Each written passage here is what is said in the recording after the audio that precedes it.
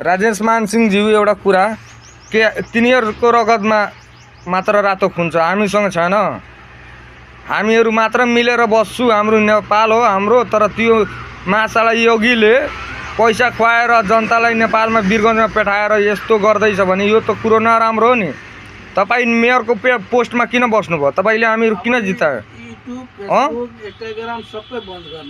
यो तपाईँलाई हामी जिताए भने त्यसको छलफल गर्नुहोस्। मस्जिदमा गएर ढुङ्गा फाल्यो, प्लसमा मौलानालाई गाली गर्यो, अनि उल्टैमा मुस्लिमको दोष लगाउने हो के? तपाईँको मन्दिरहरूमा हामीहरू गएर त्यस्तो गरेको छौँ अहिलेसम्म?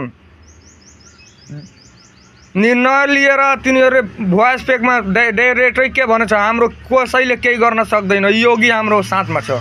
के योगीको बाउको यो देश?